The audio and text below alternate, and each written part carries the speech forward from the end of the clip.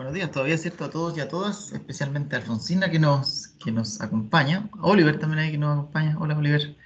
Eh, Iniciamos la actividad de hoy. La actividad de hoy es parte de una serie de diálogos que hemos ido sosteniendo con diálogo con invitados, que es como una tradición de este curso, en la cual convidamos ahí se están proyectando, a personas que desarrollan investigación en el campo de lo que podríamos denominar la geografía ambiental, ¿cierto? En la cual se entrelazan o se combinan o se diluyen estos límites o esta aproximación a la geografía que parecen tan duras, ¿cierto? La geografía física por una parte y la geografía humana por otra.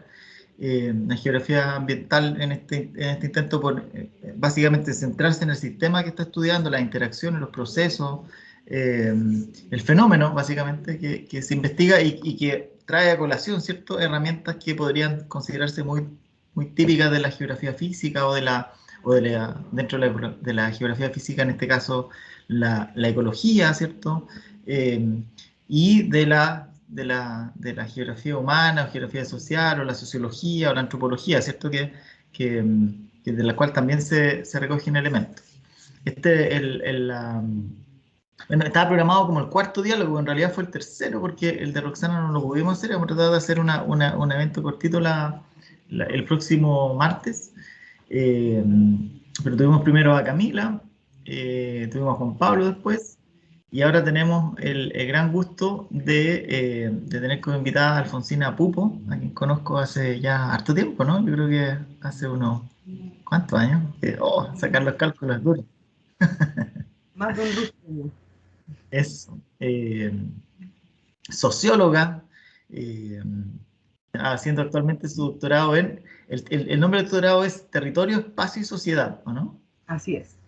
En la Universidad de Chile, ahí anclada en donde está, me imagino, como facultad, donde está geografía, arquitectura, está negocios también ahí, pues, por ahí.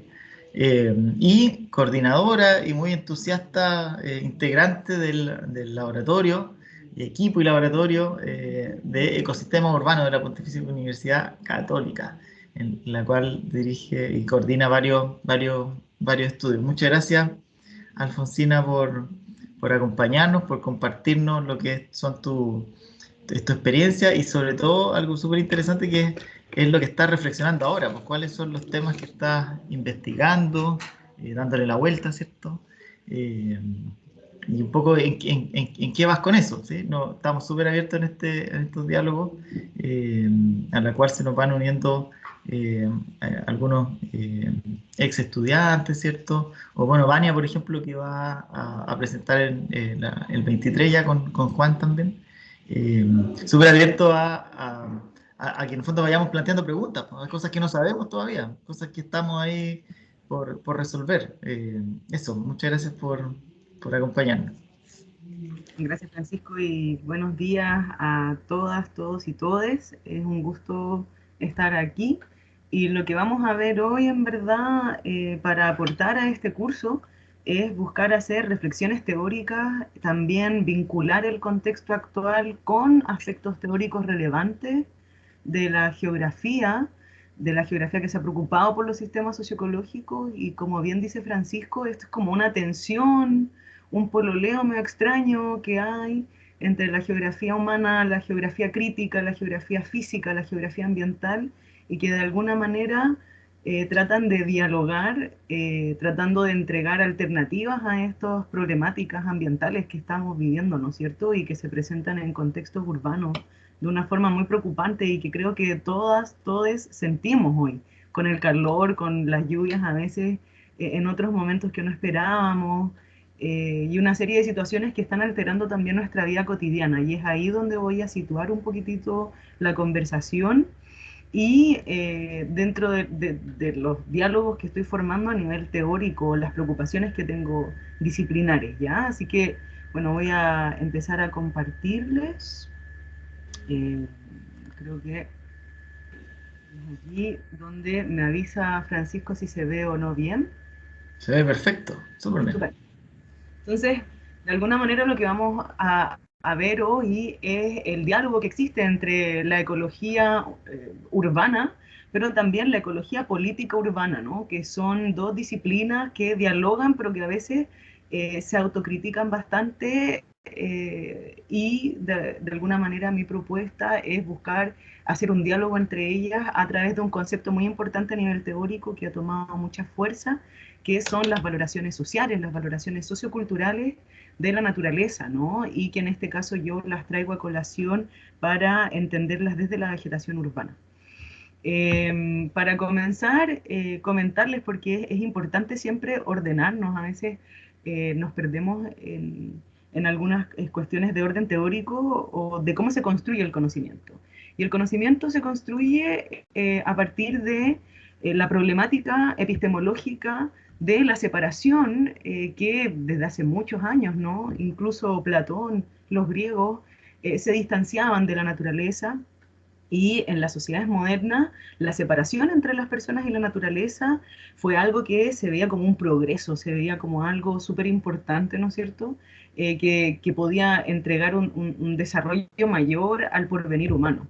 Sin embargo, distintas disciplinas que han estado estudiando los desastres ecológicos se han dado cuenta que esta situación, esta separación entre el ser humano y la naturaleza ha sido una tragedia y un desastre evidente, porque efectivamente los seres humanos también formamos parte de la naturaleza, y si nos disociamos de ella, no logramos entender su funcionamiento ni cómo hemos llegado a alterar los ecosistemas como lo hemos alterado hoy en día. Y esto en la ciudad se observa mucho, ¿no? Porque la ciudad es el espacio que de alguna manera es más vinculado a los progresos humanos y a esta separación, ¿no? Que tienen las personas con la naturaleza. Por lo tanto, lo que vamos a ver a continuación es cómo, a través de una serie de conocimientos y prácticas, existen una serie de vínculos, intereses para asociarse con la naturaleza, para conectar con la naturaleza, y que pueden ser profundas oportunidades para poder observar desde otra manera, desde una manera más positiva y oportuna, cómo trabajar ante los drásticos cambios socioecológicos que estamos enfrentando en las ciudades, y sobre todo en los países de Latinoamérica, los casos que tienen que ver con nuestras ciudades que se enfrentan a un proceso de urbanización mucho más acelerado, mucho menos regulado y con políticas muy fragmentadas que aún no logran coordinarse para poder afrontar la situación acelerada del cambio climático como lo están enfrentando otros países, ¿no? Que están ubicados en el norte del hemisferio y que han podido llegar a alternativas más sostenibles en el tiempo, y es desde ahí que podemos recoger cuáles son, por ejemplo, algunos antecedentes súper importantes para esta discusión y que tienen que ver con la relación del curso y con los conceptos teóricos que ustedes creo que con Francisco van a ver.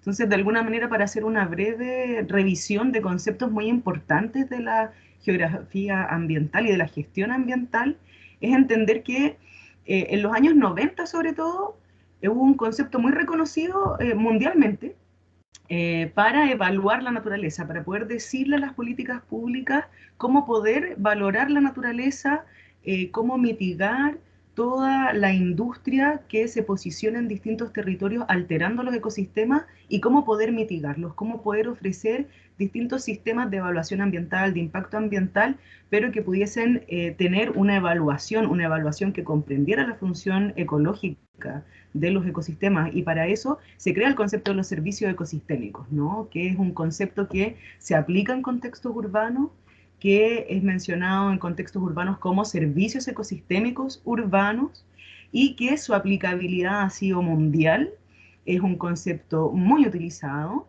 pero que también ha tenido evoluciones, ¿no? Y eso me parece que es muy interesante relevar, sobre todo cuando estamos aprendiendo estos nuevos conceptos en la universidad, es entender que los conceptos que aprendemos, tal y como los conocemos, tienen una evolución en el tiempo y dialogan también con los contextos actuales.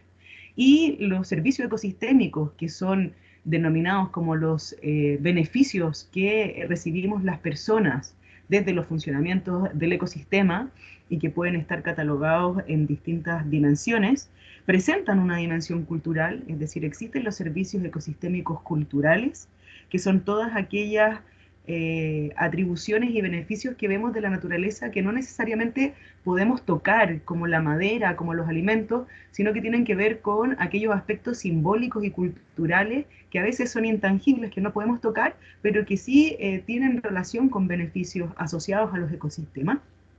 Y dentro de esa dimensión se sufrió una serie de críticas, ¿no? Porque no ha logrado la dimensión ser tan abordada desde la geografía ambiental como las otras categorías de los servicios ecosistémicos que hablan sobre la evolución, la capacidad de regulación que tienen los ecosistemas, el aprovisionamiento, las capacidades de soporte, que son una serie de funciones que están mucho más vinculadas a las disciplinas asociadas a la geografía física o a las ingenierías ambientales o la biología. Por lo tanto, lo que pasa en los años 2000 es que existen también críticas en cómo se ha desarrollado el concepto de los servicios ecosistémicos, sobre todo porque se empezaron a monetarizar los ecosistemas y a evaluar económicamente, pero perdiendo fuerza en otros beneficios que no eran necesarios de monetarizar, pero que sí son relevantes para las personas. Y en ese sentido se empezó a generar una crítica muy potente para dejar de ver a los servicios ecosistémicos como un enfoque utilitarista de la naturaleza o no exclusivamente monetario de la naturaleza. Y para eso se empezó a generar un diálogo desde la ecología política. En el año 2006, lo pueden ver, en los años 2000, nace un libro muy importante para la ecología política urbana, que se llama En la naturaleza de las ciudades y que trata también de visibilizar cuáles son efectivamente los enfoques metodológicos que estamos utilizando para evaluar los ecosistemas y cómo poder incorporar la dimensión cultural al debate. Por lo tanto, el 2010 ya este diálogo empieza a nutrirse con la posibilidad de incorporar otro tipo de reflexiones al debate, como en el año 2012, reflexiones de una persona muy importante para el concepto de los servicios ecosistémicos, que es Berta Martín López, y su equipo, que proponen tratar de trabajar bajo el concepto de las valoraciones socioculturales de la naturaleza para reconocer que las personas no solamente están recibiendo beneficios, sino que también tienen una serie de intenciones e interacciones con la naturaleza que están basadas en creencias, en sentimientos y actitudes hacia la naturaleza y los ecosistemas. Y esta visión ya en el 2015 se empieza a nutrir más con el aporte de Samantha Skoll y su equipo, que complementan la definición de las valoraciones socioculturales, pero con aportes vinculados a la psicología social y la sociología, porque la mayor cantidad de los estudios sobre los servicios ecosistémicos tenían una visión más basada en la valoración cuantitativa de tanto los ecosistemas como la dimensión cultural, pero sin poder llegar a atender situaciones basadas en las tramas de significado, en la vida cotidiana, en las prácticas colectivas o individuales que pueden tener las personas con la naturaleza y que de alguna manera se traducen en nuevas oportunidades para entender que los sistemas son socioecológicos, por lo tanto el componente social y el componente ecológico no pueden disociarse, no pueden trabajarse de forma aislada. Por lo tanto, en el año 2010 se va a hacer un énfasis muy grande en la producción de literatura asociada a la evaluación de los ecosistemas y el estudio de los ecosistemas, sobre todo los ecosistemas urbanos, que empiezan a entender que tiene que existir una revisión, ¿no?, de los conceptos y se genera ya en el 2020 un taller para poder entender cómo entendemos las valoraciones socioculturales, porque existen un montón de disciplinas que empiezan a hablar sobre las valoraciones. Las valoraciones nacen por una discusión económica, ¿no? Cómo valoramos el valor de uso, el valor de cambio de las mercancías, cómo podemos entenderlas desde una plusvalía, pero también existen valoraciones éticas, ¿no? Existen valoraciones sociales, existen códigos éticos que asociamos cuando interactuamos como sociedad. Y esos están prescritos desde las civilizaciones griegas, ¿no? Y desde ahí que empieza a existir una conferencia ya que se ha replicado, que es una conferencia ubicada en Reino Unido en un taller que se llama Taller de Valoraciones Socioculturales y que llegan a la conclusión de que existen una serie de oportunidades y no existe una definición única sobre el concepto de las valoraciones socioculturales, y hay que abrazar este desorden, ¿no? Hay que abrazar la capacidad de las valoraciones socioculturales de la naturaleza, no como un objetivo, es decir, las valoraciones socioculturales no es un sinónimo de cuál es el gusto que yo tengo por la naturaleza, sino que es capturar la relación que tengo con la naturaleza y qué interacción puedo llegar a tener con ella. Y eso es conocido desde un nombre, ¿no? Que es el pluralismo epistemológico, es decir, hay una serie de epistemologías, disciplinas que se cruzan para poder darle una visión plural al concepto de las valoraciones socioculturales en este caso.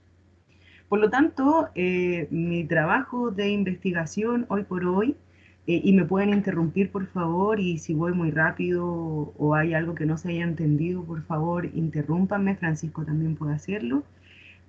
Comentarles que este debate nace, por lo menos desde esta trayectoria que les comenté, de un debate entre ecologías, ¿no? Entre la ecología urbana por un lado y la ecología política urbana. Entendiendo que la ecología urbana lo que va a hacer es preocuparse de medir las contribuciones de la naturaleza para las personas, entender cuáles son los beneficios que recibimos las personas a partir del funcionamiento de los ecosistemas, para poder gestionarlos de una mejor manera. Y entender los procesos sociales, culturales, políticos y económicos que hay en relación a la naturaleza, pero sobre todo entendiendo que existen relaciones desiguales y que agudizan la desigualdad socioespacial, la segregación ambiental, y de alguna manera los procesos de la urbanización permiten entender estas desigualdades socioespaciales. Sin embargo, yo me di cuenta que existían ciertas limitaciones y vacíos en ambas perspectivas, que son las que quiero traer al diálogo para mi proyecto de investigación. En primer lugar, en la ecología urbana, un carácter apolítico, ¿no? No hay una consecuencia que nos diga desde dónde se producen estos problemas a nivel político y económico. Por lo tanto, no hay un diálogo tan fuerte, por ejemplo, con el desarrollo de políticas neoliberales. Tampoco hay fuertemente una visión que haya trabajado en la dimensión sociocultural. Eso es lo que estábamos viendo en la diapo anterior y que de alguna manera se ha venido trabajando en los últimos 10 años, por lo tanto en América Latina es muy reciente. Y por supuesto que la deductividad, ¿no? La precisión, que es una herramienta súper importante para medir procesos ecológicos, pero que cuando no se complementan con los estudios socioculturales, entendemos solamente una parte de los sistemas socioecológicos, y la idea es tratar de abordarlos desde una complejidad mayor. Y en el caso de la ecología política urbana, lo que me empecé a dar cuenta es que existe una ausencia del componente ecológico. La ecología política urbana dice que quiere trabajar en la crisis ambiental, en las desigualdades socioespaciales, pero el componente ecológico queda pasivo, a tal punto que no entendemos cuáles son sus mecanismos de adaptación, de resiliencia y su funcionamiento ecológico a partir de todas estas problemáticas económico-políticas que se dan en los territorios. También la pérdida de la escala local. Se habla mucho en la ecología política de las demandas territoriales, de las problemáticas que viven los movimientos sociales, pero se han trabajado mucho desde el hemisferio norte, tratando de hablar sobre el hemisferio sur. Y lo que está tratando de hacer el hemisferio sur, sobre todo el sur global, es tratar de buscar un diálogo desde y para los territorios del sur, tratando de entenderlos desde una visión inductiva, es decir, desde la problemática de las personas para luego trasladarlas a una teoría mayor, ¿no? Entonces, de alguna manera, a veces la escala en la comprensión de la ecología política urbana. Los antecedentes teóricos, que también pueden nutrir muy bien quizás los antecedentes para este curso, evidentemente es la crisis ambiental, ¿no? Que se encuentra en esta era geológica de inestabilidad climática, pero como señala el politólogo Almar Albater, el término del antropoceno a veces oscurece un poquitito el desarrollo del capitalismo global y cómo jugaba un papel fundamental en el cambio ambiental contemporáneo. Y eso se observa mucho en la acelerada urbanización de los países del mundo, sobre todo en los países de nuestro continente, ¿no? Que han transformado la relación entre las personas con los ecosistemas, y aunque todo el mundo sabe y reconoce que vivimos en una época capitalista, ninguna política medioambiental parte con la conservación de la biodiversidad o los discursos de desarrollo sostenible están muy vinculados al capitalismo o influenciados por el capitalismo. Por lo tanto, los discursos de desarrollo sostenible que vemos en lo urbano a veces buscan tener un gran énfasis en cambiar el comportamiento humano, cambiar el comportamiento industrial, mejorar las políticas de planificación, pero a veces no han podido, no a veces, sino que han tenido una falencia en no poder darle también un contenido a ese discurso que tenga que ver con las problemáticas asociadas a los enfoques gerenciales, tecnocráticos y a veces sin política que tenemos en nuestros países del continente. Estos son, por ejemplo, problemáticas asociadas al desarrollo de ciudades cuando entendemos que existe una disminución de indicadores como las áreas verdes, por ejemplo, o la vegetación urbana, y que son políticas ecológicas dentro de la ciudad que buscan ser políticas que mitiguen los cambios ecológicos, pero que también necesitan reforzar cuáles son las problemáticas asociadas a la justicia ambiental que se suscitan.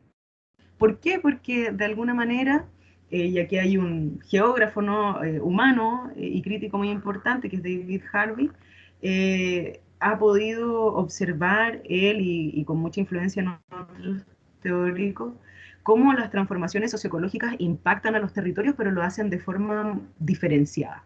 Por lo tanto, el aporte acá, desde las valoraciones socioculturales de la naturaleza, es entender que esas transformaciones diferenciadas de las que habla Harvey pueden ser superadas en la medida en que podemos entender que existen una serie de conocimientos y prácticas, ¿no?, que se dan hacia la naturaleza y que se da a partir de cómo las personas están empezando a valorar los temas, sobre todo en entornos urbanos. Por lo tanto, mi intención es observar los procesos socioecológicos de la ciudad, pero tanto los procesos ecológicos que se dan en sectores con mucha vegetación o en sectores que carecen de vegetación y incrementan la vegetación a partir de sus propias gestiones, de una forma autogestionada y no necesariamente por políticas públicas o a través de los municipios. Por lo tanto, estas prácticas y discursos sobre la naturaleza que se han activado mucho, yo no sé si han visto después del 18 de octubre, la revuelta popular, una serie de huertas urbanas, hay una serie de jardines o bandejones centrales que están arreglados por las mismas personas, incluso hay muchos fondos ahora que se están liberando desde el Estado porque han nacido de iniciativas ciudadanas, ¿no?, para poder detener o resistir a lo que es esta acelerada y descontrolada urbanización. Y lo que yo considero interesante dentro de mi propuesta es que todas estas microprácticas asociadas a la naturaleza pueden ser procesos de resistencia a esta urbanización acelerada, ¿no? Ya para ir apurándome y llegar al diálogo, contarles que, claro, en la actualidad esta rápida urbanización ha transformado este continente, ¿no?, alejándonos de nuestro vínculo con la naturaleza, que esto está obviamente visualizado por las políticas públicas, y en Chile en particular existen algunos estudios que nos comentan cómo esta transformación del suelo urbano ha nacido mucho bajo el interés de entregar más oferta habitacional. Sin embargo, es eso también lo que ha repercutido en la disminución de cobertura vegetal, lo que para mí es una paradoja, ¿no?, porque queremos crear ciudades con más posibilidad para que podamos habitarlas, pero quitándole espacios verdes para que las personas, futuros residentes, puedan habitar ahí, entendiendo que efectivamente los espacios verdes urbanos contribuyen al bienestar físico y psicológico, también ayudan a mitigar problemáticas ambientales importantes, pero siempre considerando, bajo mi perspectiva, que existen todavía unas ausencias muy importantes en incorporar los componentes ecológicos a este debate, ¿no?, a la mitigación de las problemáticas ambientales. Y para eso las valoraciones socioculturales las voy a entender como vivencias, experiencias aprendidas y compartidas que tenemos con la naturaleza, que se desarrollan en un proceso de urbanización acelerada y que pueden permitir oportunidades para la crisis ambiental y el cambio climático.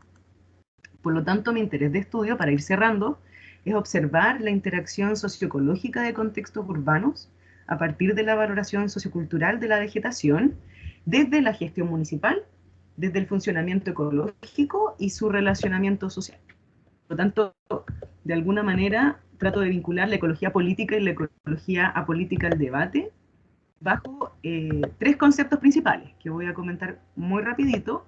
El primero de ellos viene de la ecología urbana, y que son los espacios verdes urbanos, entendidos como aquellos lugares, ¿no es cierto?, naturales, seminaturales o creados por el ser humano dentro de la ciudad y que presentan una cobertura vegetal, entendiendo también que no necesariamente tienen que ser espacios verdes, ¿no? En el norte no tenemos espacios quizás tan frondosos con ese verde que nos gusta del sur, pero tenemos otro tipo de vegetación asociada a las cactáceas, a otro tipo de matorrales o árboles nativos con leguminosas, ¿no es cierto?, que también están consideradas dentro de los espacios verdes urbanos. Y este proceso conceptual lo que va a tratar de buscar es entender sus aspectos ecológicos, las propiedades, los atributos, el tamaño de la vegetación, dónde se ubica, la estructura, cómo se mantiene, para poder ver si hay una intervención municipal y cómo eso afecta a las personas y su relación con la naturaleza.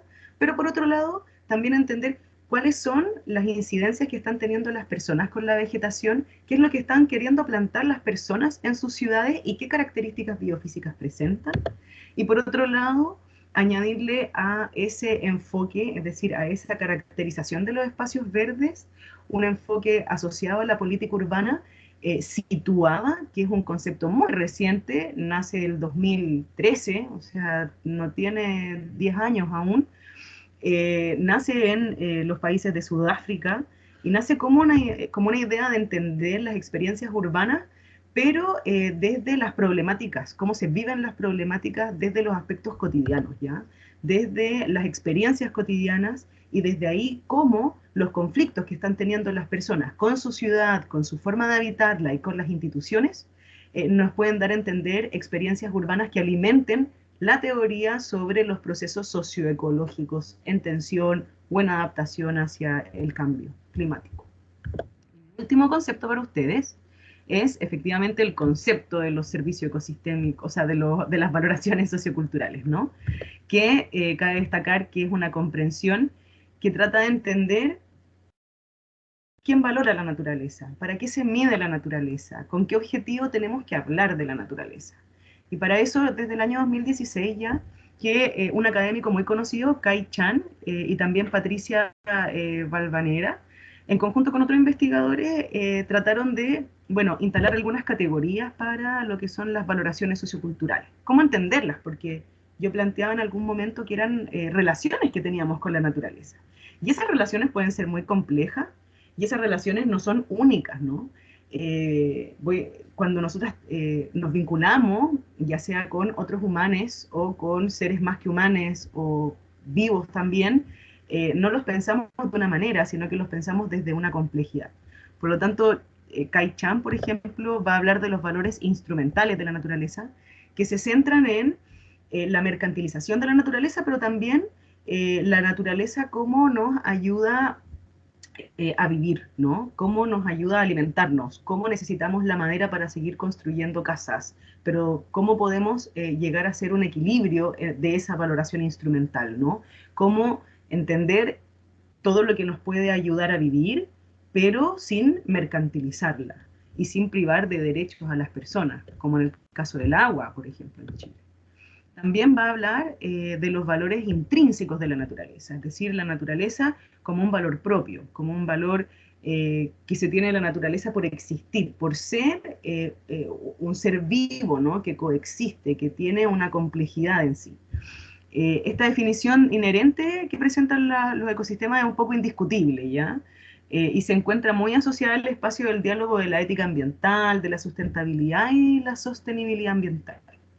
Y Kai Mai Chan tiene una gracia, digamos, que presentar una tercera categoría, que es la categoría de los valores relacionales. Es decir, nosotras no nos relacionamos únicamente con la naturaleza, con la vegetación, en el caso de la aplicación de mi tesis doctoral.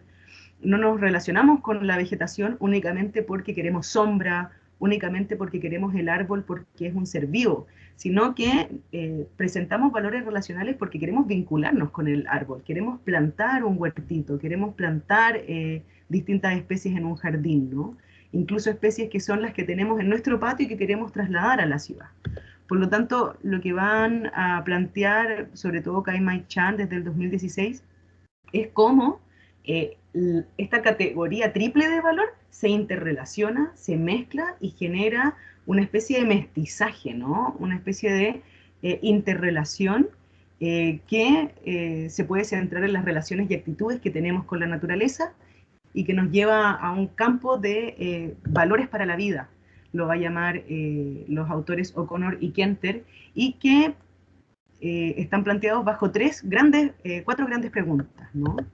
¿Cómo entendemos vivir en la naturaleza, que es una categoría o noción que permite colocar el centro dándole un significado a dónde ocurre la vida? Es decir, en mi caso, ¿cómo entendemos que la vegetación de una plaza me permite compartir recreativamente en familia? Es decir, gracias a la plaza yo puedo vivir en.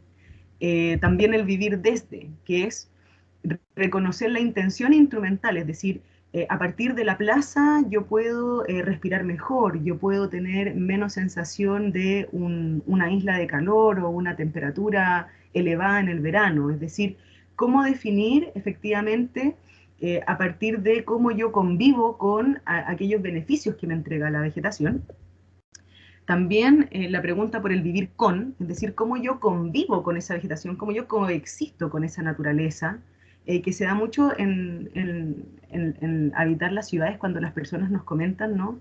Que quieren conectar con la naturaleza porque se dan cuenta que son animales también, que conectar con la naturaleza es volver al origen, ¿no? Es decir, hay una convivencia con un ser más que humano que me permite dar cuenta que yo también soy un ser vivo antes de ser un ser humano, disminuyendo la categoría antropocéntrica, que es esta separación entre el ser humano y la naturaleza, que partió con esta presentación. Y por último, el vivir como, que alude a entender que los seres vivos también pueden salir de esta categoría antrópica que la sostiene desde nuestra visión como seres humanos, para reconocer qué asociaciones podemos hacer las personas en relación a los seres vivos, es decir, entendernos los seres humanos como seres vivos antes que humanos, y entender que nuestro cuerpo, nuestra espiritualidad y psique también tienen una relación intrínseca con la naturaleza que nos permite ser parte de ella, ¿no? Y que es algo que hemos visto mucho en los diálogos que hemos sostenido con las personas que están queriendo gestionar naturaleza o vegetación urbana dentro de sus ciudades. Creo que, no sé si me alargué mucho, así que lo voy a dejar hasta acá para que podamos generar un diálogo.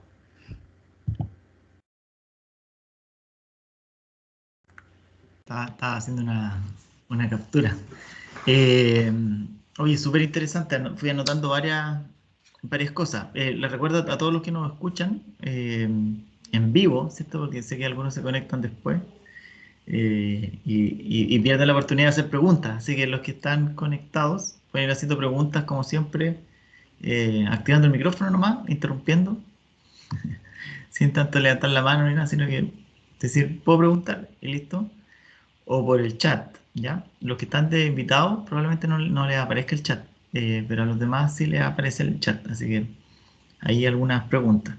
Eh, Espérate, antes de pasar a las preguntas, cuéntanos un poquito en qué consiste el programa de doctorado en el que estás y quién es tu tutor, y también con quién trabajas de manera cotidiana, para que nos cuente un poquito y podamos, o los estudiantes que están presentes puedan conectar un poquito quiénes son las otras personas que trabajan en estos temas directamente contigo. Bueno, mi trayectoria cortamente es haber sido una socióloga que estuvo muy frustrada porque tuvo un curso muy malo en la Universidad de Sociología Urbana, así parte mi historia. Y eso ¿Ya? me llevó a profundizar profesionalmente en temas asociados a la política, urbanismo, y después hago un magíster de planificación territorial, urbana y gestión ambiental. Y ahí me empiezo a vincular mucho, no solamente con las políticas urbanas, sino con el diseño y gestión de espacios públicos. ¿Ya? Esa fue un área súper fundamental para mí, que desarrollé en Barcelona, trabajando en el Ayuntamiento de Barcelona, y desde ahí empezaron a nacer muchas ideas que tenían que ver con el enfoque de género, con el ecofeminismo, con la vegetación, entendiendo que la ciudad europea tiene muy poca vegetación en comparación a las ciudades nuestras, ¿no? Cuando una puede observar desde otras localidades, se da cuenta que existe muy poca vegetación y que por eso la valoran más, que fue algo que yo me di cuenta viviendo en España. No había tanta vegetación como en mi ciudad santiaguina que yo criticaba tanto. Y desde ahí que quise empezar a vincularme en temas de planificación y conozco a Sonia Reyes, que es una gran investigadora y directora del Laboratorio de Ecosistemas Urbanos, ¿no? Y que me invita a participar en su primer Fondesit. Los Fondesit son proyectos de investigación, ustedes pueden empezar a conocerlos desde el pregrado. Yo, desde que era de pregrado, también pude vincularme a esos espacios de investigación, así que si tienen alguna oportunidad, tómenla. Son espacios donde se puede ver el desarrollo productivo de lo que estamos haciendo los investigadores, ¿no? Como Francisco también. Y es ahí donde estamos tratando de tener estas intenciones de mejorar las problemáticas ambientales. Y desde ahí que empezamos a ver cómo incorporábamos el concepto de los servicios ecosistémicos a las políticas públicas de gestión y mantención de espacios, áreas verdes. Generamos muchas inquietudes cuando uno investiga. La gracia, y ustedes se van a dar cuenta, yo creo que al final de su carrera, cuando estén haciendo su trabajo de grado, de darse cuenta que no van a encontrar una respuesta a su proyecto de tesis, sino que van a encontrar más preguntas, yo creo. Y dentro de nuestras grandes preguntas, lo que nos quedó cojo con Sonia Reyes fue entender cómo la comunidad estaba percibiendo esta naturaleza, esta gestión institucional.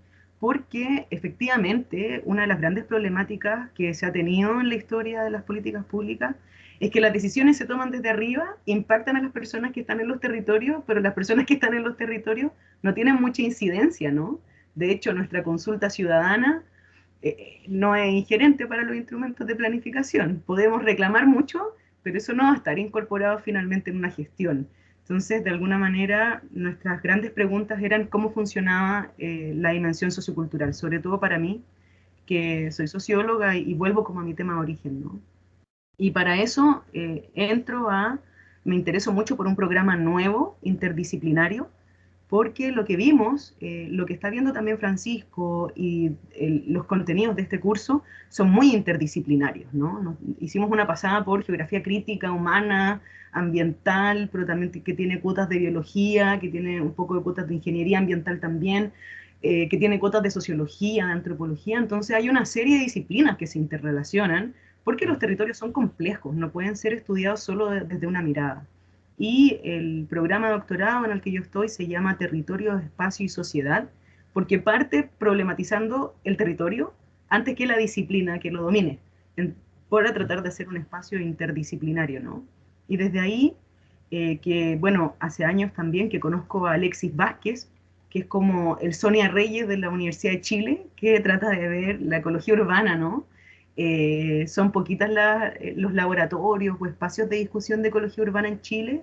Tienen a un profesor que también es el profesor, Francisco es uno de los pocos profesores también que ve estos temas y me imagino que debe ser uno de los pocos en Concepción que esté desarrollando estas temáticas. Entonces, son pocos los espacios y desde ahí que con Alexis, cuando nos conocimos, supimos que estábamos en el mismo programa, empezamos a dialogar porque él también estaba muy preocupado de esto, ¿no? De entender que la producción científica estaba viendo mucho los problemas de los ecosistemas a nivel ecológico, pero todavía la parte social no está solucionada. Y sobre todo con un clima tan pujante a nivel sociopolítico como el que estamos viviendo ahora, se hace cada vez más interesante y necesario empezar a cuestionarse desde ahí. Eso. Súper. A ver, todavía no han llegado preguntas por el chat, pero a ver. Fabián, dale Fabián. Sí, y que justamente hablando del clima sociopolítico, es donde como que surgía mi inquietud, en función de cómo visualizas, Alfonsina, como esta o la inclusión de estas temáticas dentro del contexto de cambio constitucional, convención constituyente y todo el proceso como que de discusión que se puede hacer ahí. Eso, en realidad. Gracias, Fabián. Gracias. Bueno, yo creo que hay que entender algo sociológicamente muy importante, y es que los procesos para que ocurran, o lo que estemos viendo ahora como proceso constituyente, es un trabajo de largo aliento de movilizaciones políticas que reventaron, ¿no? Por eso se llama estallido social de alguna manera, pero porque no ocurre de un momento automático a otro, sino que hay una serie de quejas, problemáticas, necesidades que no estaban articulándose con las políticas públicas, y dentro de ellas rescatar que existen pocas, pero existen agrupaciones que se preocupan cada vez más por un derecho a la ciudad más digno, ¿no?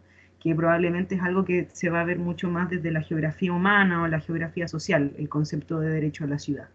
Pero el concepto de derecho a la ciudad también está vinculado a las áreas verdes, o a cómo entender que los procesos de urbanización también están súper liderados en Chile por nuestras lógicas neoliberales, ¿no? Entonces, hay una promoción inmobiliaria, hay un proceso acelerado de urbanización que no está respondiendo al funcionamiento del ecosistema, para tratar de aumentar el anclaje inmobiliario, ¿no es cierto? Capitales extranjeros para poder hacer más edificios, ¿no? Y lo vemos, yo lo veo mucho en Santiago, no sé cómo está Concepción, vamos a ir en el verano para allá a ver cómo está la oferta inmobiliaria, pero que sin duda que se siente cómo las ciudades han ido cambiando. Y yo creo que ese es un tema que la Constitución lo está abordando desde los derechos a la ciudad, por un lado, pero también, por otro lado, en relación a los derechos de la naturaleza. Tenemos constituyentes que pertenecen a organizaciones sociales que están peleando para entender a la naturaleza desde otra perspectiva,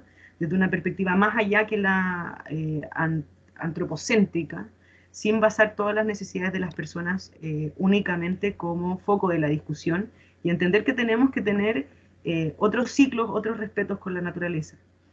Hay intenciones, pero también es muy importante comentar que la Constitución es un cuerpo legal de principios, y que va a ocurrir un largo procedimiento institucional para que todos esos principios puedan también tener una instituciones y políticas que las soporten y que puedan regular qué es lo que está ocurriendo con estas intenciones y principios. Entonces, lo que quiero decir con esto es que hay oportunidades, pero también son oportunidades y procesos de largo aliento. Y eso es algo que tenemos que entender para tener paciencia con los movimientos, cómo se han empezado a adaptar estos conflictos a los territorios, pero también entendiendo que son procesos muy largos y que tienen múltiples conflictos. Es decir, las inmobiliarias van a pelear si hay cambios, van a pelear las personas que están en el territorio, van a pelear las vecinas si les cortan un árbol, el municipio también va a reclamar si se les pone alguna nueva obligatoriedad. Es decir, tenemos que entender que van a haber múltiples conflictos asociados a los valores que tenemos de la naturaleza, ya sea en ámbitos urbanos o no urbanos, y por otro lado, tienen que haber institucionalidades que la soporten. Han habido cambios constitucionales en otros países hermanos, y estos no han tenido, quizás no han cumplido las expectativas que la población esperaba, pero porque era de largo aliento y necesitaban cambiar instituciones, ¿no es cierto? Cuando se aplican políticas, como la política de espacio público, ¿no es cierto?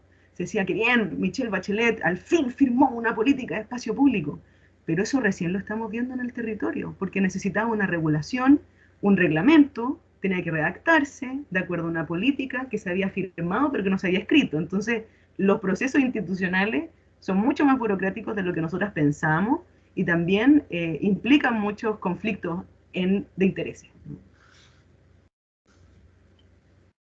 Alfon, Paciencia. hay una parte súper interesante de lo que mencionaste, que yo creo que tiene mucho que ver también con tu formación.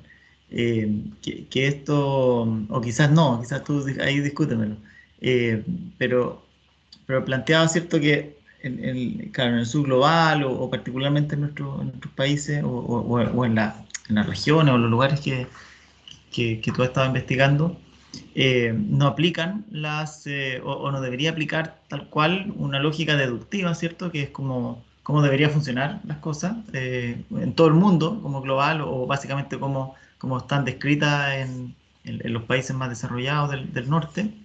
Eh, y a partir de eso, en el fondo, replicar, investigar y hacer todo igual, sino que hacerlo al revés, ¿cierto? Inductivo. Cuando se hace inductivo, a veces, es pura pregunta nomás, a veces se corre el riesgo de que el resultado sea como, no vuelva a lo general, ¿cierto? Porque la idea de lo inductivo es que uno parte de un problema y desde esa especificidad llega luego como al conocimiento global o más general, ¿cierto?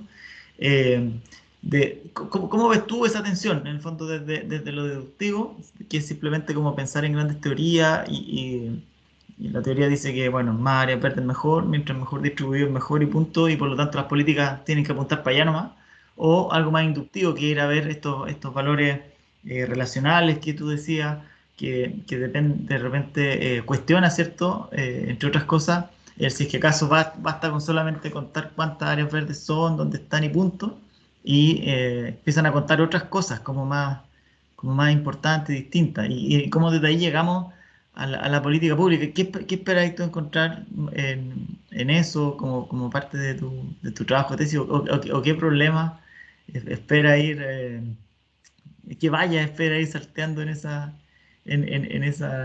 revisión, en ese trabajo?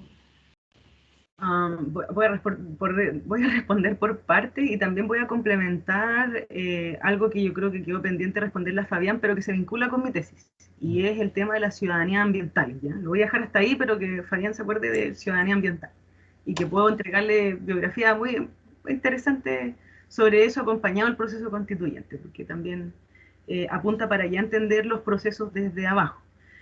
Hay un libro muy bonito que se llama Provincializar Europa, que es muy poco conocido, es del año 2000, y es un historiador que se dio cuenta que en el proceso de colonización, la colonización, ¿no?, que sufrimos los países de Abya Yala, América Latina, fueron producto de un conocimiento que se instaló, ¿no?, acá, y que implicó crear universidades, crear formas de pensamiento, pero que tenían una creación, un origen, ¿no?, que estaba posicionado en otro lugar del territorio, al otro lado del mundo. Y se dio cuenta este autor, que no puedo escribir el nombre, pero no voy a decir bien cómo se pronuncia porque me cuesta mucho, llega a la paradoja de decir, hay una serie de cosas en la colonización que no me cuadran de todos estos conocimientos modernos que tenía Europa y que nunca trajeron acá cuando nos colonizaron. Es decir, había una serie de avances tecnológicos, de conocimiento que ya existían, pero que no se trajeron para acá. Y no se trajeron con propósito de dominación, ¿no? Entonces, quiero partir con esto porque es muy loco pensar que todo lo que conocemos, tal y cual lo conocemos, es lo único que existe, o es el único conocimiento que nos permite establecer la realidad y cómo la conocemos. Hay una autora que me gusta mucho, se llama Silvia Rivera Cusicanqui, que parte también con esta analogía y paradoja. Y también parte con una frase muy triste, que es entender que todas nuestras universidades no son intelectuales, las universidades de las cosmovisiones, ¿no?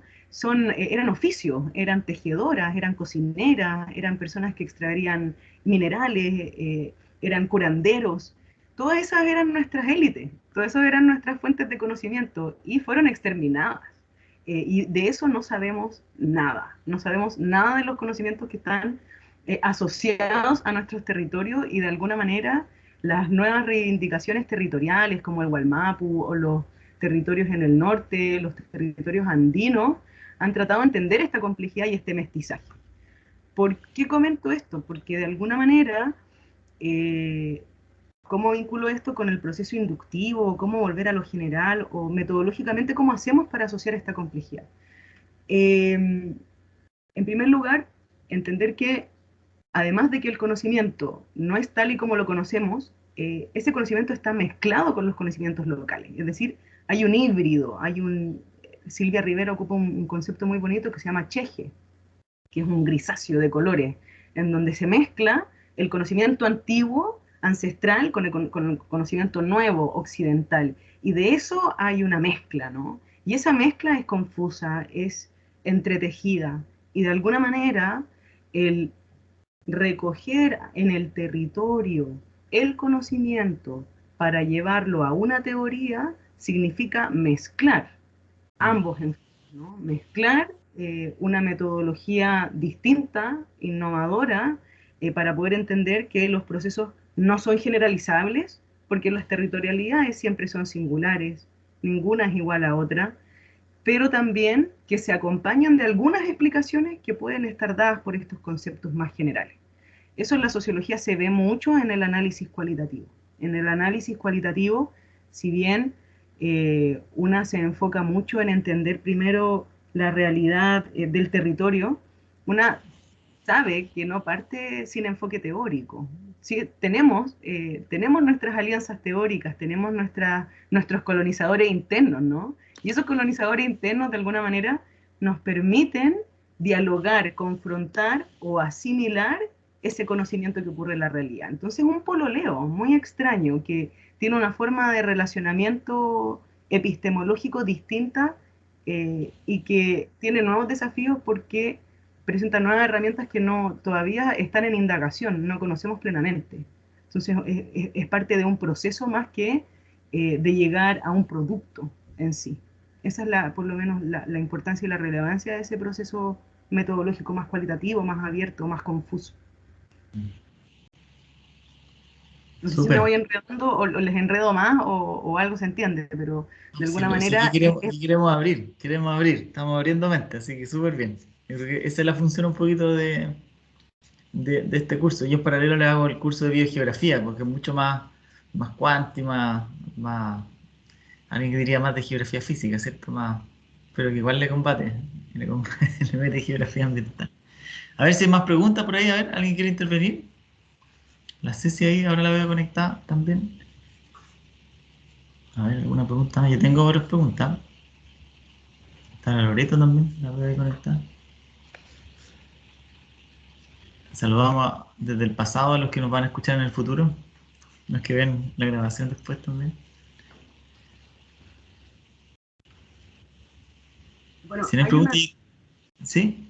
No, mira, yo te quiero preguntar algo, porque, claro, tú ocupaste, que lo encontré llamativo, como así como el objetivo, la idea del observar, ¿sí? Eso es una cosa como bien interesante cuando muchas veces estamos más concentrados en medir o en modelar o en evaluar, ¿cierto? El observar ya y que yo sé que tú tenías ahí como un tema, así que por eso eso es una cosa. Y la otra es que, claro, en este curso hemos hablado de ecología política, ¿cierto? Como este cuestionamiento a qué se investiga, por qué se investiga, cómo se conciben las cosas, ¿cierto? Después el urbano, ¿cierto? Que deja un poquito más clarito la, como las inequidades dentro de la ciudad, básicamente, como muy mezclado con justicia ambiental. Pero tú ocupaste la idea de ecología política urbana situada. Me gustaría que quizás pudieras profundizar un poquito más en eso, que quizás va vinculado con la idea de la observación, ¿o no? Sí, Esa búsqueda. bueno, en verdad el interés del estudio o esa lámina no habla completamente del objetivo general de la investigación, pero sí de qué es lo que quiero mirar, ¿no? De dónde me estoy situando y para dónde quiero mirar. Entonces, eh, evidentemente, el objetivo general de la tesis es mayor y es entender la producción material y sociocultural de la naturaleza, ¿no? Y que se sostiene bajo estos discursos de sostenibilidad ambiental y saber efectivamente qué tensiones hay en el territorio y qué conflictos hay. Pero es muy cierto que dentro de las metodologías cualitativas que han existido y de la antropología también, y que nacen de la colonización, voy a volver al tema porque los antropólogos los primeros antropólogos son los que van a África, ¿no? Y que los mandan desde la corona inglesa para ir a ver qué comunidades, si son vidas o no vidas lo que están ahí. Yo les recomiendo mucho, no sé si conocen a la Pato Gallina. La Pato Gallina es una escuela, ¿no? Muy famosa desde los años 90, 90 y largo, que hace reconocimiento de los territorios culturalmente, pero a través del circo teatro. Y tiene una obra muy bonita que está en internet, que se llama El último Jaín. que habla sobre los territorios, los Selknam, los territorios de Selknam, y cómo desde Darwin y compañía se llevan a los Selknam, ¿no es cierto?, a estas grandes ferias científicas donde ponían a la Torre Eiffel, pero también hacían unos zoológicos con humanos, que venían de otros lugares, ¿no? Y se miraban y una preguntaba, los europeos se preguntaban, ¿serán estos humanos? ¿Son animales? Mira cómo actúan, no son modernos como nosotros. De alguna manera, estas primeras herramientas para observar esos territorios que son desconocidos nacen de la antropología y se llaman etnografías o observaciones participantes del territorio. Nacen con esa intención, pero evidentemente se han criticado mucho, porque observar los territorios desde esa intención y con esos conocimientos hace una separación muy grande de lo que entendemos con los conocimientos que nosotros tenemos y cómo nos enfrentamos a nuevas realidades que desconocemos. Por lo tanto, la observación hoy por hoy es una oportunidad crítica de entender cuál es la postura de la persona que investiga y qué es lo que está observando, tratando de entender cuáles son los conocimientos previos que una tiene, no desconocerlos y entender que esos pueden ser o sesgos u oportunidades para entender las realidades que habitamos, ¿no? Entonces, de alguna manera, observar la interacción socioecológica es una intención para entender qué es lo que ocurre con las culturas, las comunidades locales, en este caso los barrios, los habitantes urbanos, en relación a las plantitas, los árboles, las herbáceas, todas las oportunidades que tengan que ver con los componentes ecológicos y cómo se han ido desarrollando en sus ciudades, en sus barrios, en una escala muy chiquita, muy micro. ¿Y por qué trabajo con la ecología política situada? Porque la ecología política situada lo que hace es, en primer lugar, basarse en la experiencia de las personas, basarse en una experiencia de la vida cotidiana, es decir, no es necesario haberme organizado para 1810 y haber hecho mi cabildo y mi huerta urbana para poder decir que formalmente nos gusta la naturaleza, sino que la experiencia de mi abuela, por ejemplo, que vino del campo en los años 40 y se vino a vivir a Santiago y quiso comprar una casita grande con chacra, porque quería tener su huerta, quería tener sus árboles frutales, y ese conocimiento me lo heredó a mí, para que a mí me gustara tanto la naturaleza como lo hago hoy por hoy, es un acto súper cotidiano. Tiene que ver con un ámbito familiar, tiene que ver con un ámbito heredado. Y esa microsocialidad, esa cotidianidad, es un conocimiento situado, es un conocimiento situacional, es decir, se da en un contexto muy específico, pero es una bisagra entre la vida íntima y la vida pública, ¿ya? Porque yo puedo decir, sí, me interesa la naturaleza, pero solo en mi vida íntima puedo llenar de contenido por qué me gusta esa naturaleza. Y la ecología política urbana situada busca llegar ahí, busca llegar desde una perspectiva feminista también e interseccional. Y esos son temas un poco más complejos que quizás no convocan ahora, pero el feminismo que está muy de moda permite entender que hay algo que se ha observado poco, ¿no? Y que eso es lo que están reclamando las feministas. Y es la vida íntima, la vida privada, que de alguna manera se normalizó, pero que no es tal y como la conocíamos y que implica una serie de desigualdades, desigualdades socioeconómicas, violencias también, o formas de conocimiento que quizás no son formales, no vienen de la universidad, pero que son conocimientos que nutren los territorios. Y es ahí donde llega la ecología política situada también. Súper, súper interesante. Ya nos quedan poquitos minutos. A ver, sí, ahí, Loreto levantó la mano, quiere hacer una pregunta. A ver, dale, Loreto. Invitada también. Clases abiertas. Hola, Hola. hola, no sé si me escuchas. Oye, súper Sí, interesante tu charla, me pareció un tema súper relevante hoy en día, sobre todo en el trabajo que se desarrolla con las comunidades para lograr la conservación efectiva. Y hay un tema que tú trataste, pero la verdad no tengo muy claro cómo hacer la pregunta, así que te voy a explicar un poco lo que quiero preguntar. Hablaste, por un lado, sobre el antropocentrismo, y creo que es un problema súper relevante, sobre todo en los tomadores de decisión y en el sector privado. Y por otro lado está la relación que sienten las ONGs o la sociedad civil por la naturaleza, por los sectores, por los espacios, que por lo demás es diferente en comunidades más vulnerables. Tienen un sentido más desarrollado que a lo mejor sectores menos vulnerables. Entonces, mi pregunta es, ¿cómo se puede trabajar o se puede lograr este equilibrio un poco entre la disminución de este antropocentrismo en los tomadores de decisión en el sector público versus este sentimiento tan arraigado en estas comunidades más vulnerables para lograr un diálogo y para lograr también una conservación a lo mejor efectiva de estos espacios en la ciudad que cada vez son menos comunes o más vulnerables también? Eso.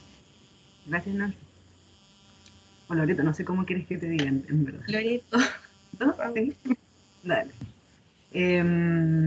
Gracias por tu pregunta, muy interesante. En verdad, quiero dejar claras varias cosas, porque son estas invitaciones de Francisco como a develar o a hacer más creativas las instancias, me dan toda la comodidad para poder explicar un poquitito mejor algunas cosas. Y es, primero, que nuestro proceso de conocimiento, como es occidental, es binario. Entonces tendemos a pensar que tiene que ser lo uno o lo otro, más que pensar que todo está interrelacionado un poquitito, que es lo que trato de hacer con las valoraciones socioculturales. Lo que dicen los ecólogos es, mira, la naturaleza puede servirnos, porque es instrumental, porque nos permite vivir, porque también tienen valor propio, pero también porque me relaciono con ella, es decir, está mezclado. Entonces, de alguna manera, lo primero que voy a como romper es la conservación tal y como la conocemos, porque efectivamente no sabemos si se quiere conservar algo, para qué fines se quiere conservar. La ecología política va a decir la conservación, el neoliberal,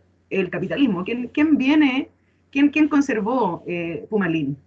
Tompkins, ¿no? Un flaco con dinero, ¿para quién? Para personas probablemente de grandes recursos que saben que existe ese parque, que viajan miles de kilómetros y vienen para acá. O sea, también hay intereses en quién conserva la naturaleza, ¿no? Pero también hay personas, diría yo, que interactúan con la naturaleza. Y es ahí donde Martínez Alier, por ejemplo, que es otro el ecologismo a los pobres, ¿no? Los pobres, las personas vulneradas, quieren interactuar con la naturaleza, quieren proteger la naturaleza o quieren otorgarle ciertos derechos que la política pública no logra observar. Y esa es tu gran pregunta, ¿no? Y de alguna manera, el equilibrio, tal y como lo conocemos de una forma occidental, no se ha dado desde una forma armónica, sino que lo que nos dicen las problemáticas territoriales, sobre todo en América Latina, es que los diálogos se forman a partir del conflicto. ¿Cachai? Entonces, de alguna manera, incluso la palabra territorio viene desde los procesos de conflicto territorial de América Latina. La palabra territorio la inventan alemanes, pero observando los problemas territoriales de América Latina, ¿ya? Sobre todo en el siglo XIX. Entonces, de alguna manera, lo que quiero decir con esto es que más que haber un equilibrio, lo que está sucediendo ahora es una tensión entre personas que están tomando decisiones, que estaban tomando decisiones muy cómodas para sus propios intereses, y cada vez se han dado cuenta que hay una disconformidad de todas las personas que no están recibiendo esas soluciones, ¿no? Y que de alguna manera están tensionando, les están presionando para que se pongan en su lugar. Es un proceso incluso de empatía, ¿no? De compasión. Estoy hablando de un proceso sentimental, pero es ese el proceso que está viviendo hoy nuestro país desde la emocionalidad para poder llegar a buscar un diálogo, ya sea desde la confrontación pacífica, violenta, activista, hasta el grado emocional, ¿no? Que la dignidad se haga costumbre. Frases tan emblemáticas, pero que llegan a quedarse establecidas, ¿no? en nuestro habitar cotidiano desde ese 1810 en adelante, y que de alguna manera están buscando este equilibrio. Pero como yo comentaba anteriormente, el conflicto de intereses, que ha sido histórico, nuestra oligarquía chilena es histórica, ¿no? Es difícil poder entender que pueda llegar a ser un proceso que se dé equilibradamente o armónicamente, ¿no? No quiero con esto que lleguemos a tirar piedras, pero en el fondo quiero que se entienda que son los conflictos finalmente, y las incomodidades las que nos permiten reaccionar. Y esa es una lógica muy humana, ¿no? Los seres humanos vamos para adelante, miramos para adelante el futuro, las expectativas, la ecología, como diría un ecólogo que me gusta mucho, la ecología y los procesos naturales entienden desde su pasado, desde cómo han ido evolucionando. Nosotros, como seres humanos, lo hacemos con una lógica muy distinta, desde nuestro comportamiento humano, quiero decir. Muchas gracias. Súper. Bueno, te damos las gracias, Alfonsina, en nombre de, bueno, junto con Ceci, que es la ayudante del curso, pero también en general, a nombre de los estudiantes que están aquí conectados, que quedan poquitos conectados, pero que sé que después revisan todo, porque me cuentan que después ven siempre los videos, así que insisto que los saludamos. Te damos las gracias por compartir con nosotros tus reflexiones, tus ideas, ¿cierto? Esa revisión, la revisión teórica que yo sé que ha sido pesada, ¿cierto? Esa revisión que estáis haciendo, leyendo de todo, leyendo muchísimo. Y que lo sintetizaste, no sé, en 10 minutos, es como una locura, ¿cierto? Horas de lectura para 10 minutos de presentación. Nada, pues muchas gracias. Obviamente te vamos a dejar invitada a más actividades, que sepan todos que Alfonsina va a andar por aquí en Conce más pronto que tarde, ¿cierto? En enero seguro. Vamos a estar por ahí, la vamos a llevar a San Pedro también, queremos, así que nos estamos postulando a un fondito chico, que después queda que un fondo para poder beneficiar la actividad de un curso electivo de primer semestre que tal vez a algunos de ustedes les interese, que es un curso de sustentabilidad urbana. Algunos de los estudiantes de este curso, tradicionalmente algunos toman ese electivo después. Así que ahí quizás también generamos algo con Alfonsina. Bueno, no sé, muchas gracias por todo. No sé si quiere hacer alguna invitación final, alguna red social o alguna invitación más motivacional también. Sí, bueno, muchas gracias a todas, todes y todos, fue muy entretenido. Si les he enredado más la cabeza, esa era la idea, no se preocupen, no se angustien. La idea es entender que el conocimiento es muy amplio y nuestras formas de entenderla quizá también tienen que ampliarse y ser más creativas. Yo creo que desde ahí que el feminismo se ha posicionado como una nueva forma de entender que está vinculada con todo, incluso con las problemáticas socioambientales, ¿no? Y desde ahí que también tenemos muchas oportunidades para poder tener una sociedad, pero pensándola socioecológicamente, ¿no? Y desde ahí les invito a seguir nuestra página del laboratorio, que es ecosistemasurbanos.cl. También tenemos un Instagram, que es lab-ecosistemasurbanos. Desde ahí subimos distinta información, pero que se sepa también que es un espacio en donde apoyamos con información, asesoramiento o necesidades desde las comunidades locales, ya sea a subir información, difundir información, bajar la información, subir la información a las redes sociales o a la política pública, es decir, buscar hacer una plataforma interactiva en donde todos están invitados. Y cuando digo todos, desde vecinas, mamás, estudiantes, académicos, investigadores de otras áreas no asociadas a las ciencias ambientales también, pero que se quieran vincular. Es decir, es un espacio híbrido y fluido para quedarnos con la sensación de que también somos parte de estos cambios y que queremos instalar una voz, ¿no? Una opinión crítica sobre lo que está ocurriendo en nuestros territorios. Así que muchas gracias.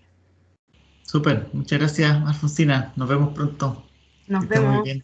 Gracias. Chao. Chao, muchas gracias. Vale, gracias. Chao, chao. Chao, chao. Chao, gracias. Gracias, chao.